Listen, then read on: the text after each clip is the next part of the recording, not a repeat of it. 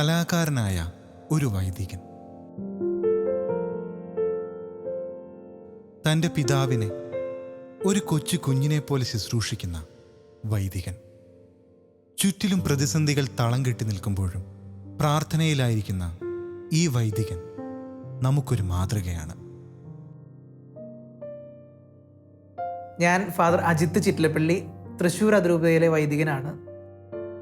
അപ്പോൾ ഞാനിങ്ങനെ എപ്പോഴും പരിശുദ്ധാത്മാവിനോട് ഞാൻ ഏറ്റവും കൂടുതൽ പ്രാർത്ഥിക്കാറുണ്ട്. പരിശുദ്ധാത്മാവിനോട് എപ്പോഴും ഞാൻ പ്രാർത്ഥിക്കുന്നത് ഏറ്റവും കൂടുതൽ പരിശുദ്ധാത്മാവിനോടാണ്. കാരണം നമ്മളിപ്പോൾ നയിച്ചുകൊണ്ടിരിക്കുന്നത് പരിശുദ്ധാത്മാവെ അപകടമൊന്നും കൂടാതെ എത്തിക്കണേ എന്നൊക്കെ പ്രാർത്ഥിക്കും. അതുപോലെ തന്നെ സംഭവിച്ച്. പക്ഷേ ആ കാലഘട്ടത്തിൽ ഞാൻ ചിന്തിച്ചു, ഇതൊക്കെ ഞാൻ അച്ഛനാവാതിരിക്കാൻ വേണ്ടിയിട്ടുള്ള സയൻസാണോ? അങ്ങനെ കുറേ ചിന്തിച്ചു പോയി. ഞാൻ അച്ഛനായ സഭയ്ക്ക് നാണക്കേടാണോ? അതല്ലെങ്കിൽ ദൈവം അത് ആഗ്രഹിക്കുന്നില്ലേ? അങ്ങനെയൊക്കെ ഞാൻ കുറേ ബുദ്ധിമുട്ടിയിട്ടുണ്ട്. ഈ ബുദ്ധിമുട്ട് കാരണം ഞാൻ നിലവിളിച്ച് കരയാറുണ്ട്. എൻ്റെ നിലവിളിയൊക്കെ കേൾക്കുന്നത് എൻ്റെ ബൈക്കാണ്. കാരണം ബൈക്കിൽ പോകുമ്പോഴാണ് കംപ്ലീറ്റ് സകലവിധ കരച്ചിലും മുറവിളിയും ഒക്കെ നടക്കുന്നത്. കാരണം വേറെ ആരും കേൾക്കില്ല, നമ്മൾ ബൈക്ക് ഓടിച്ച് പോവല്ലേ, ഹെൽമെറ്റ് വെച്ചിട്ടുണ്ടല്ലോ. അപ്പോൾ അങ്ങനെ നമ്മളിങ്ങനെ കരഞ്ഞ് നിലവിളിച്ച് പോയ ദിവസങ്ങളൊക്കെ ഇപ്പോൾ ഓർക്കാണ്. അന്നത്തെയൊക്കെ ദിവസം ഇപ്പോൾ വരുമ്പോൾ എനിക്ക് പേടി തോന്നുന്നു, എന്തോരം അനുഭവിക്കേണ്ടി വന്നു ആ ദിവസങ്ങളിൽ. രാത്രിയാണെങ്കിൽ പഠിക്കണം, എക്സാമിന് പഠിക്കണം, അപ്പച്ചന് ബുദ്ധിമുട്ട്, എന്നിട്ട് പഠനം അതിൻ്റെ കൂടെ നടക്കുന്നുണ്ട്. എന്നിട്ടും ഞാൻ പറഞ്ഞില്ല, ഡീക്കൻ പീരീഡിലെ എക്സാംസിൽ പോലും എനിക്ക് അവിടെ 1ാം റാങ്കിൽ തന്നെ പാസ്സാകാൻ പറ്റി. അപ്പോൾ ബാക്കി ഡീക്കന്മാരൊക്കെ അവിടെ താമസിക്കുക. അപ്പോൾ എൻ്റെ ബുദ്ധിമുട്ട് അവർക്ക് ഫോർമേഷൻ കിട്ടിക്കൊണ്ടിരിക്കുകയാണ്. ഫൈനൽ സ്റ്റെപ്പ് ഫോർമേഷനാണ്, അതെനിക്ക് കിട്ടണില്ല. അതിനൊരു ബുദ്ധിമുട്ടുണ്ട്. അവരൊരുമിച്ച് പ്രാർത്ഥിക്കുന്നു, ഒരുമിച്ച് കാരണ നമസ്കാരം ചെയ്യുന്നു, ഒരുമിച്ച് പഠിക്കാനിരിക്കുന്നു, ഒരുമിച്ച് ക്ലാസ്സിലിരിക്കുന്നു. എനിക്ക് കുറേ മിസ്സിങ് വരികയാണ്. അവരൊരുമിച്ച് കുറേ ചിന്തകൾ പങ്കുവയ്ക്കുന്ന സമയമാണ് ഡീക്കൻ്റെ സമയം. അവസാനം അച്ഛനാവാനുള്ള അടുത്തൊരുക്കം അതെനിക്ക് നഷ്ടപ്പെടുന്നതിന് എനിക്ക് വലിയ വേദന തോന്നിയിരുന്നു.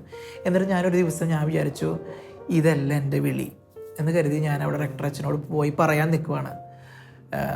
ഞാൻ തൽക്കാലം ബ്രേക്ക് എടുക്കുവാണ്. 2 വർഷം എനിക്കൊക്കെ കൂടി മാനേജ് ചെയ്യാൻ പറ്റണില്ല.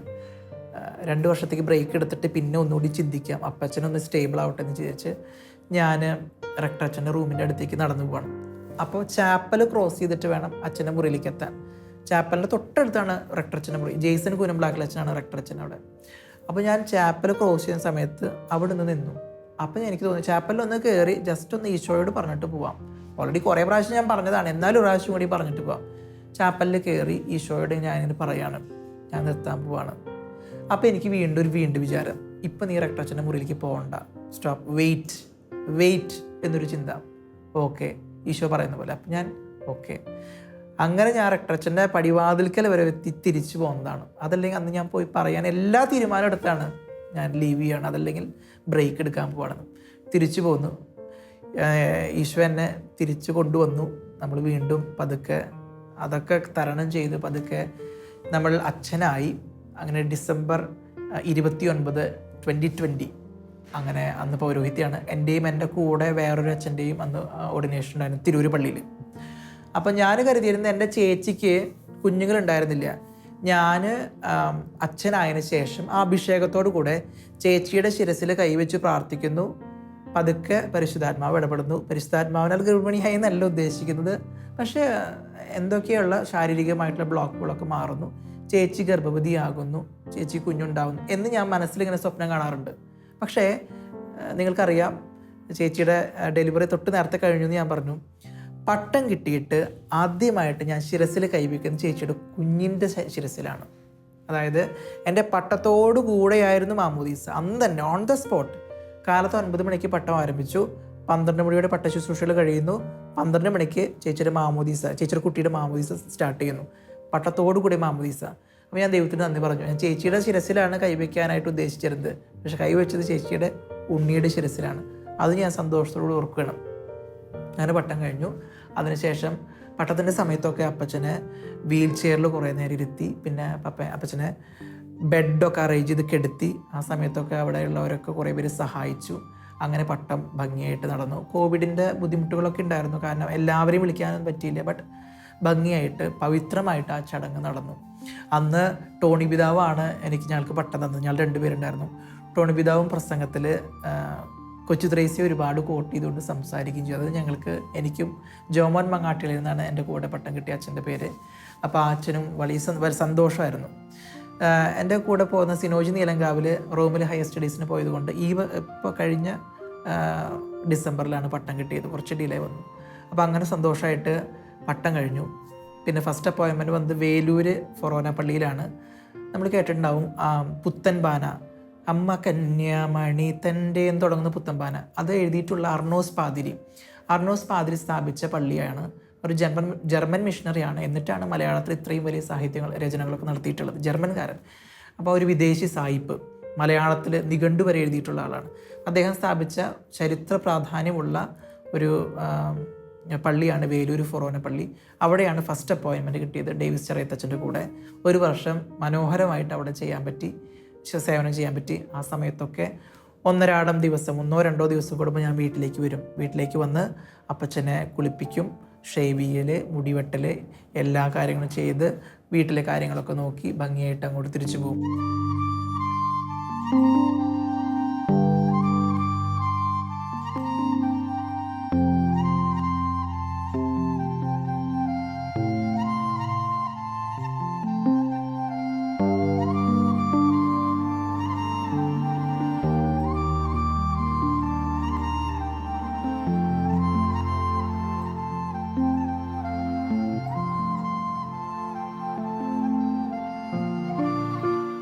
ഇതാണ് എൻ്റെ അപ്പച്ചൻ്റെ പേര് ഫ്രാൻസിസ് എന്നാണ്, അമ്മയുടെ പേര് വത്സ എന്നാണ്.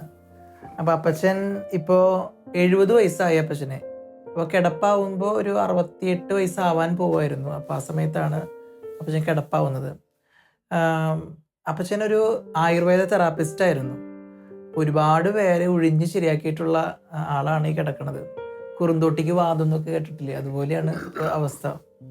ഈ കയ്യ് നിവരാത്തവര്, കാല് നിവരാത്തവര്, കുറേ അധികം ചികിത്സിച്ചിട്ടും ഭേദമാവാത്തവർ, അങ്ങനെ കുറേ പേര് വന്നിട്ട് അപ്പച്ചൻ്റെ അടുത്ത് വന്ന് ഉഴിഞ്ഞ് കൈയും കാലൊക്കെ നേരെയാക്കിയിട്ട് പോയിട്ടുണ്ട്. ഒരുപാട് പേര് ഒഴിഞ്ഞ് ശരിയാക്കിയിട്ടുള്ളതാണ്. ഇതുപോലെ സ്ട്രോക്ക് വന്ന് കിടക്കുന്ന പലരെയും അപ്പച്ചൻ ഒഴിഞ്ഞിട്ട് കുറേ ബെറ്റർ ആക്കിയിട്ടുള്ള ആളാണ് ഇപ്പോൾ കിടക്കുന്നത്. എൻ്റെ ചെറുപ്പത്തിൽ ഞാൻ അസുഖമായിട്ടൊക്കെ കിടക്കുമ്പോൾ ഏറ്റവും കൂടുതൽ കെയർ ചെയ്യണത് അപ്പച്ചനാണ്. കാരണം അമ്മയും കെയർ ചെയ്യും, പക്ഷെ അപ്പച്ചൻ പ്രത്യേക ഒരു സ്നേഹത്തോടു കൂടെ വന്നിട്ടാണ് ഞങ്ങൾക്ക് ഗുളിയും കാര്യങ്ങളൊക്കെ തരിക. ഇടയ്ക്കിടയ്ക്ക് വന്നിട്ട് നോക്കും പനിയുണ്ടോ എന്നൊക്കെ. അതൊരു സ്പെഷ്യൽ കെയറാണ് അപ്പച്ചൻ്റെ. പക്ഷേ അത് പനി ഇല്ലാത്ത സമയത്ത് അങ്ങനെയല്ല, സാധാരണ പോലെയാണ്. പക്ഷെ പനിയുള്ള സമയത്ത് ഭയങ്കര സ്നേഹമാണ്, എന്നെ ആയാലും ചേച്ചി ആയാലും. അങ്ങനെ ഇപ്പോൾ അവസാനം ഞങ്ങൾക്ക് അപ്പച്ചനെ നോക്കേണ്ട പോലെയായി, ഇപ്പോൾ കിടപ്പായി. അപ്പച്ചൻ്റെ ഈ ഒരു സൈഡാണ് തളർന്നു പോയിട്ടുള്ളത്, ലെഫ്റ്റ് സൈഡാണ് തളർന്നിട്ടുള്ളത്. അപ്പോൾ ഈ കൈയും ഈ കാലും തളർന്നിട്ടുണ്ട്. ഈ കൈയും ഈ കാലും കുഴപ്പമില്ല, പക്ഷേ എന്നാലും ഈ കാലിപ്പോൾ യൂസ് ചെയ്യാതെ വളരെ ആരോഗ്യം കുറഞ്ഞ സ്ഥിതിയിലായിട്ടുണ്ട് ഈ കാല്. അപ്പോൾ അധികം നമ്മളിപ്പോൾ നടക്കണമൊന്നുമില്ല. നമ്മളൊരു 1.5 വർഷത്തിന് മേലെ നമ്മൾ ഫിസിയോതെറാപ്പി ചെയ്തു. അപ്പോൾ ഫിസിയോതെറാപ്പിസ്റ്റ് വീട്ടിലേക്ക് വരും, എന്നിട്ട് അത് വീട്ടിലെല്ലാ കാര്യങ്ങളും ചെയ്യിപ്പിക്കുമായിരുന്നു. പക്ഷേ 1.5 വർഷം ചെയ്തതിന് ശേഷം പിന്നീട് നമ്മൾ നിർത്തിയത്. ഇപ്പോൾ 2.5 വർഷമായിപ്പോൾ കിടക്കണം. അപ്പോൾ 1 വർഷമായിട്ട് നമ്മൾ അപ്പച്ചനിപ്പോൾ ഫിസിയോതെറാപ്പി ചെയ്യുന്നില്ല. ഞാൻ വന്ന് കുളിപ്പിക്കും കാര്യങ്ങളൊക്കെ ചെയ്യുന്നുണ്ട്, അതല്ലാതെ ഫിസിയോതെറാപ്പി കാര്യമായിട്ട് ചെയ്യുന്നില്ല. പിന്നെ നല്ല മടിയുണ്ട് കേട്ടോ അപ്പച്ചന്. ഒരു കാര്യങ്ങൾ ചെയ്യാനൊക്കെ പറഞ്ഞാലും ഒറ്റയ്ക്ക് ചെയ്യാനായിട്ട് മടിയുണ്ട്. നമ്മൾ ആദ്യമൊക്കെ നടത്തിക്കാനൊക്കെ നോക്കുമായിരുന്നു. അപ്പോൾ അപ്പച്ചന് പതുക്കെ നടക്കും, ഇങ്ങനെ നമ്മുടെ തോളിലൊക്കെ പിടിച്ച് ഇങ്ങനെ നടക്കും. പക്ഷേ ഇപ്പോൾ അതൊന്നുമില്ല. അപ്പോൾ വളരെ വീക്കായി ആൾ, ബോഡി ഭയങ്കര വീക്കായി, മസിലൊക്കെ വേസ്റ്റ് ആയി പോയി, മസിൽ വേസ്റ്റിംഗ് ആയിട്ടുണ്ട്. പിന്നെ ഇപ്പോൾ പനി, കഫക്കെട്ടൊക്കെ വന്ന് കുറച്ച് ബുദ്ധിമുട്ടായിരുന്നു കുറച്ച് ദിവസം. അത് കാരണം തീരെ ക്ഷീണത്തിലാണ്. അതുകൊണ്ട് സംസാരമൊക്കെ വളരെ ഡിമ്മായി പോയി. ചോദിക്കുന്നതിന് മറുപടി ഒന്നും അധികം പറയണമെന്നില്ല. അതല്ലെങ്കിൽ ഒരുപാട് സംസാരിച്ചിരുന്ന ആളാണ് അപ്പച്ചൻ. ഈ നാട്ടിൽ ഒരുപാട് പേർക്ക് സഹായം ചെയ്യുന്ന ആളായിരുന്നു. അതായത് നടന്നു പോവും, എല്ലായിടത്തേക്കും നടന്നു പോവും. ബൈക്കൊന്നും ഓടിക്കില്ല, കാറൊന്നും ഓടിക്കില്ല. അപ്പച്ചൻ ഈ നാട്ടിൽ എല്ലാവർക്കും ഓരോന്നൊക്കെ ഇങ്ങനെ കൊണ്ടു കൊടുക്കുന്ന ആളായിരുന്നു, സഹായങ്ങൾ ചെയ്തു കൊടുക്കുന്ന ആളായിരുന്നു. പഞ്ചായത്തിലേക്കുള്ള കടലാസുകളൊക്കെ എഴുതി കൊടുക്കുന്ന ആളായിരുന്നു. അപ്പോൾ ബൈക്കും കാറൊന്നും ഓടിക്കില്ല. അപ്പോൾ അതുകൊണ്ട് നടന്നിട്ടാണ് പോവുക. എത്ര ദൂരം നടന്നാലും കുഴപ്പമില്ല.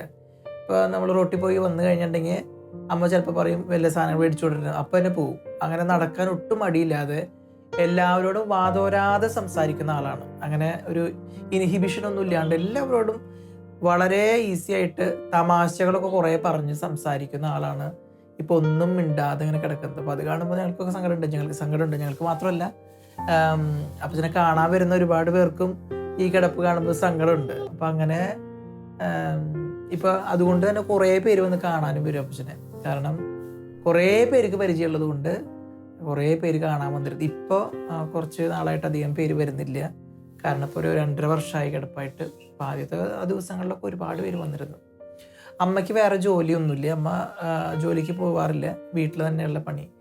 ഇപ്പോൾ അപ്പച്ചനെ നോക്കണത് പ്രധാനമായിട്ട് അമ്മയാണ്, കാരണം വേറെ ആരും വീട്ടിലില്ല. ഞാൻ അജിത്ത് അച്ഛൻ്റെ അമ്മയാണ്. അപ്പച്ചൻ വയ്യാണ്ട് കിടപ്പിലായി. അജിത്ത് അച്ഛൻ്റെ പട്ടം കിട്ടുന്നതിൻ്റെ മുന്നേ തന്നെ അപ്പച്ചൻ കിടപ്പിലായി. പിന്നെ നേരം ഇത്തിരി വൈകിട്ടാണ് അച്ഛനായത്. ആദ്യം പോകാനൊന്നും ആൾക്ക് താല്പര്യം ഉണ്ടായിരുന്നില്ല. പിന്നെ താല്പര്യമായി. പിന്നെ ഇപ്പോൾ അച്ഛനെ വന്ന് അപ്പച്ചനെ നോക്കാം. അപ്പച്ചന് വയ്യാത്ത കാരണം ഇടയ്ക്കിടയ്ക്ക് അപ്പച്ചനെ നോക്കാനായിട്ടും കുളിപ്പിക്കാനൊക്കെ ആയിട്ട് അച്ഛനെ അവിടെ നിന്ന് അവർ വിടാറുണ്ട്. അത് അവിടുത്തെ വികാരി അച്ഛനായാലും പിതാവായാലും പറഞ്ഞിട്ടുണ്ട്, ഇടയ്ക്ക് വന്ന് അപ്പച്ചനെ നോക്കാനും എന്നൊക്കെ പറഞ്ഞിട്ടുണ്ട്. അപ്പോൾ ആഴ്ചയിലൊക്കെ ഇടയ്ക്കിടയ്ക്ക് വന്ന് കുളിപ്പിക്കും, ഇതൊക്കെ ചെയ്യും. ഭക്ഷണം കൊടുക്കലും എല്ലാം കഴിച്ചിട്ട് പോവാറ് പതിവ്. ഇപ്പോഴും അങ്ങനെ തന്നെ. ഇപ്പോൾ വേറെ പള്ളിയിലേക്ക് മാറ്റം കിട്ടിയിട്ടുണ്ട്. ഇനിയിപ്പോൾ അവിടെ നിന്ന് എത്രത്തോളം അങ്ങോട്ട് പോകാനൊക്കെ സൗകര്യം ഉണ്ടോയെന്ന് അറിയില്ല. പിന്നെ ഇപ്പോൾ അടുത്ത പള്ളിയിൽ നിന്ന് നമ്മുടെ വിൻസെൻറ്റ് പോൾ ഒരു 3-4 മാസമായിട്ട് അപ്പച്ചൻ്റെ കാര്യങ്ങൾ നോക്കാൻ ആഴ്ചയിൽ ഒരു ദിവസം കുളിപ്പിക്കാനൊക്കെ അവർ വരും. അപ്പോൾ അത് കാരണം കുറേ സമാധാനമുണ്ട്. പിന്നെ ഞാൻ ഇപ്പോൾ കാലത്ത് എനിക്ക് പള്ളിയിൽ പോയി വന്നതിന് ശേഷം, പള്ളിയിൽ പോണതിൻ്റെ മുമ്പ് അപ്പച്ചന് ഇത്തിരി ചുക്ക് കാപ്പി ഉണ്ടാക്കി കൊടുത്തിട്ടാണ് ഞാനും അപ്പച്ചനും കുടിച്ചിട്ട് ഞാൻ പള്ളിയിൽ പോകും. അത് കഴിഞ്ഞ് വന്നതിന് ശേഷം അപ്പച്ചനെ കുളിപ്പിക്കലും തുടയ്ക്കും. കുളിപ്പിക്കാൻ പറ്റില്ല എനിക്ക്, വെള്ളം ചൂടാക്കി കുളിപ്പിക്കും, തുടയ്ക്കും. അത് കഴിഞ്ഞിട്ട് അപ്പച്ചന് പിന്നെ ബ്രേക്ക്ഫാസ്റ്റ് ഉണ്ടാക്കി കൊടുക്കും, ഭക്ഷണം കൊടുക്കും, കാലത്ത് മരുന്നുകൾ കൊടുക്കും. അത് കഴിഞ്ഞ പിന്നെ കുറച്ച് കഴിഞ്ഞാൽ കിടന്നുറങ്ങും അപ്പോൾ പിന്നെ നമുക്ക് ബാക്കിയുള്ള പണികൾ നമുക്ക് ചെയ്യാനും കാര്യങ്ങളൊക്കെ ചെയ്യാം. പിന്നെ എനിക്കും ഇടയ്ക്കിടയ്ക്ക് വയ്യാണ്ടാവും, അതിൻ്റെ ഒരു ബുദ്ധിമുട്ടുണ്ട്. അങ്ങനെയുള്ള കാര്യങ്ങളാണ് ഇപ്പോൾ നടന്നുകൊണ്ടിരിക്കണേ. ഇപ്പോഴത്തെ മോളുണ്ട്, മോൾക്ക് വയ്യാണ്ടായി. മോളുടെ ഒരു കൊച്ചുണ്ട്, ആ കൊച്ചും കൂടി ഉണ്ട്. അപ്പോൾ അപ്പാപ്പനും മോനും കൂടിയായ നല്ല വർക്കായി നമുക്ക്. അപ്പോൾ അങ്ങനെ നമ്മൾ കാര്യങ്ങളൊക്കെ ഇങ്ങനെ നടന്നു പോയിക്കൊണ്ടിരിക്കുന്നു. ഇപ്പോൾ പിന്നെ ഇടയ്ക്ക് പറഞ്ഞ കാരണം നമുക്കൊരു സഹായവും കാര്യങ്ങളൊക്കെ ഉണ്ട്. അപ്പച്ചനും അജിയെന്ന് വിളിച്ചിട്ടുള്ള പറച്ചിലാണ് വരാൻ വേണ്ടിയിട്ട്. മോനെ കുറിച്ച് ഇടയ്ക്കിടയ്ക്ക് അജീനെ വിളിച്ചിട്ട് അജിയെ എന്ന് പറഞ്ഞിട്ട് വിളിക്കും. അപ്പോൾ ഞാൻ വിളിച്ച് പറയും വരാം, അങ്ങനെ അപ്പച്ചൻ കാണണമെന്ന് പറയുന്നുണ്ട് എന്ന് പറഞ്ഞിട്ട് ഞാൻ വിളിക്കും. അപ്പോൾ അച്ഛൻ വരും. അപ്പോൾ പിന്നെ അച്ഛനെ എല്ലാ കാര്യങ്ങളും അപ്പോൾ ചെയ്ത് തന്നിട്ട് പോകും. അപ്പോൾ അങ്ങനെ ഞങ്ങളിങ്ങനെ പോണു, എല്ലാ കാര്യങ്ങളും ഇങ്ങനെ നടന്നു പോകുന്നുണ്ട്. പിന്നെ അമ്മയ്ക്കും ഒരുപാട് അസുഖങ്ങളുണ്ട്. അമ്മയ്ക്ക് ഇവിടെ ഡയഫ്രമാറ്റിക് ഹെർണിയ എന്ന് പറഞ്ഞൊരു അസുഖം ഉണ്ടായിരുന്നു. ഇവിടെ ഈ ചെസ്റ്റിൻ്റെ അവിടെ ഒരു ഹെർണിയ. അപ്പോൾ അതിന് സർജറിയൊക്കെ കഴിഞ്ഞിരുന്നു. പക്ഷേ സർജറിയുടെ പാർശ്വഫലം പോലെ മറ്റൊരു അസുഖം വയറ്റിൽ വന്നിട്ടുണ്ട്, ഇറിറ്റബിൾ ബവൽ സിൻഡ്രോം. അപ്പോൾ അതിൻ്റെ ബുദ്ധിമുട്ടുകളൊക്കെ ഉണ്ട്. അപ്പോൾ എന്നാലും അമ്മ ഇപ്പോൾ ബുദ്ധിമുട്ട് ഒക്കെ സഹിച്ചിങ്ങനെ നടക്കുക തന്നെയാണ്. കാരണം അപ്പച്ചനും ഇങ്ങനെ കിടപ്പായി കഴിഞ്ഞാൽ അമ്മയും ഇരിപ്പാവാൻ പറ്റില്ലല്ലോ. അപ്പോൾ ചില ദിവസങ്ങളിൽ അപ്പച്ചനും അമ്മയും കിടപ്പാവുന്ന ദിവസങ്ങളൊക്കെ വരാറൊക്കെ ഉണ്ട്. അപ്പോൾ ഞാൻ എങ്ങനെയെങ്കിലുമൊക്കെ ഇങ്ങോട്ട് വന്ന് സഹായിക്കുകയൊക്കെ ചെയ്യാറുണ്ട്. പിന്നെ അപ്പച്ചനെ ചില സമയത്ത് ഞങ്ങൾ വീൽ ചെയറിൽ കയറ്റിയിരുത്തും. ഞാൻ വരുമ്പോഴാണ് പ്രധാനമായിട്ട് ചെയ്യണത്. അല്ലെങ്കിൽ വീടിൻ്റെ അടുത്തുള്ള ആൻജോനോ അല്ലെങ്കിൽ സുരേഷ് ചേട്ടനോ ആരെങ്കിലും വന്ന് ഇരുത്താൻ സഹായിക്കാറുണ്ട്. പക്ഷേ ഭക്ഷണം കഴിക്കാൻ ഭയങ്കര മടിയാണ്, നമ്മൾ കോരിക്കൊടുക്കേണ്ടി വരും, അങ്ങനെയാണ്. പിന്നെ കുളിപ്പിക്കുന്നത് പ്രധാനമായിട്ട് ഞാനാണ്. പിന്നെ നമ്മുടെ സംഘടനയിലെ അംഗങ്ങൾ വന്നിട്ട് ചിലപ്പോൾ കുളിപ്പിക്കാറുണ്ട്. നമ്മുടെ പള്ളിയിലെ സീനിയറായിട്ടുള്ള ചേട്ടന്മാർ വന്ന് ആഴ്ചയിൽ ഒരു ദിവസം കുളിപ്പിക്കാറുണ്ട്.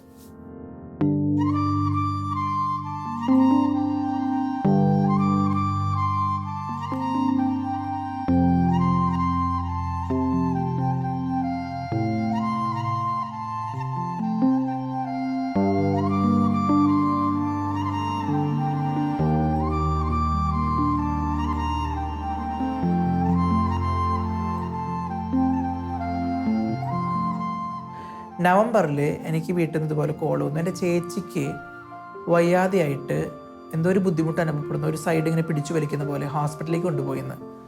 അപ്പോൾ ജൂബിലി മിഷൻ ഹോസ്പിറ്റലിലേക്ക് കൊണ്ടുവന്നു. ഞാനപ്പോൾ പെട്ടെന്ന് തന്നെ അവിടെ നിന്ന് എൻ്റെ പള്ളിയിൽ നിന്ന്, വേലൂർ പള്ളിയിൽ നിന്ന് ജൂബിലിയിലേക്ക് വന്നു.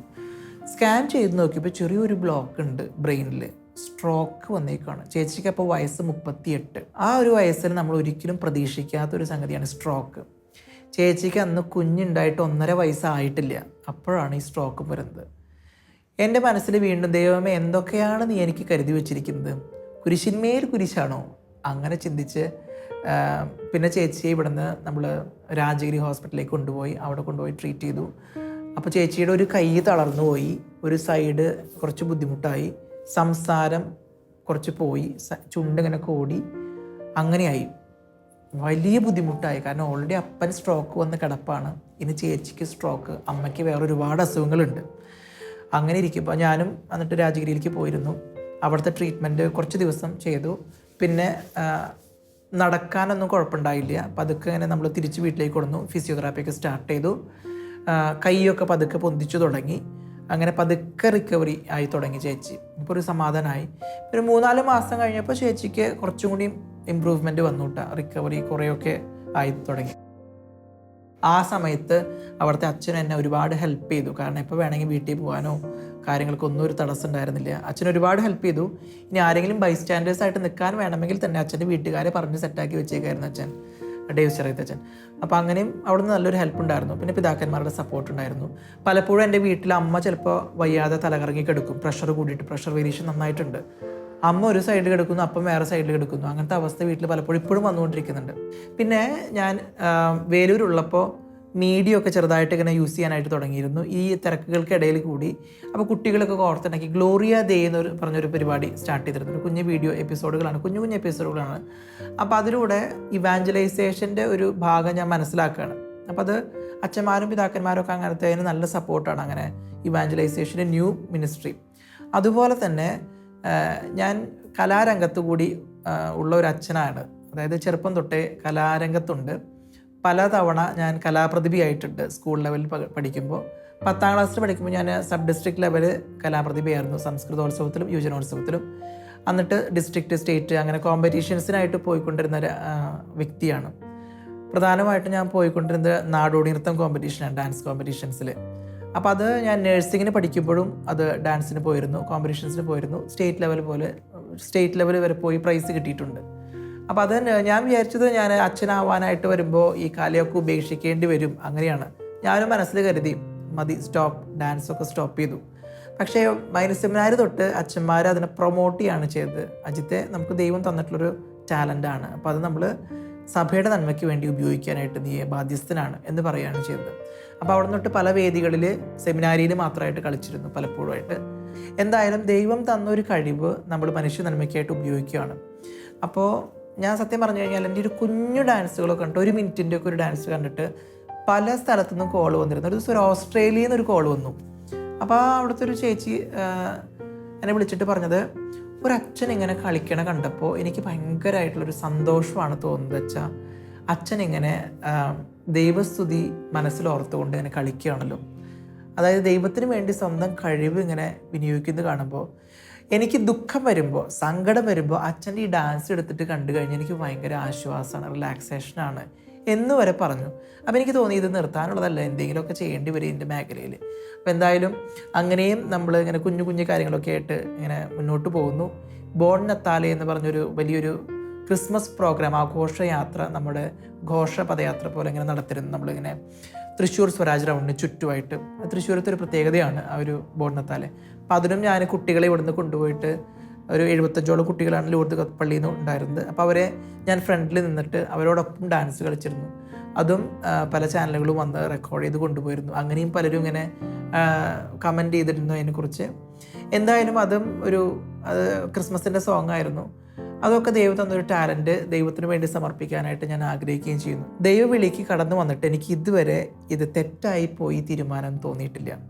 സത്യം പറഞ്ഞാൽ സെമിനാരിയിലേക്ക് വെക്കേഷൻ കഴിഞ്ഞ് തിരിച്ചു കയറുമ്പോൾ എനിക്ക് സ്വർഗത്തിൽ ഞാനിതാ വന്ന് കയറി, ദിസ് ഈസ് മൈ ഹോം എന്നൊരു ബോധ്യമാണ് ഉണ്ടായിട്ടുള്ളത്. അതല്ലെങ്കിൽ എപ്പോഴും അയ്യോ വേണ്ടായിരുന്നു അങ്ങനെയൊന്നും തോന്നിയിട്ടുണ്ട്. എപ്പോഴും എൻ്റെ അയോഗ്യതകൾ ഓർത്ത് ഒരുപാട് വേദനിച്ചിട്ടുണ്ട്. ദൈവമേ, പാപിയും ബലഹീനനും അയോഗ്യനുമായ ഞാൻ ഇതിന് യോഗ്യനല്ലല്ലോ എന്നോർത്ത് ഒരുപാട് കരഞ്ഞിട്ടുണ്ട്.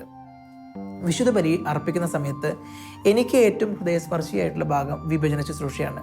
നമ്മൾ ആ ഒരു വലിയ തിരുവോസ്തി എടുത്ത് ഈശോയെ മുറിച്ച് വിഭജിച്ച് നമ്മൾ പ്രാർത്ഥിക്കുന്ന സമയമുണ്ട്. അതിലേക്ക് നോക്കിയിട്ട് അത് ചേർത്ത് വെച്ചിട്ട് ആ സമയത്ത് എപ്പോഴും എനിക്കിങ്ങനെ ഒരു നൊമ്പരം വരും. ദൈവമേ, അയോഗ്യനായ എൻ്റെ കൈയിലൂടെ നീ മുറിയപ്പെടുന്നുവല്ലോ എന്നുള്ള ചിന്ത വരാറുണ്ട്.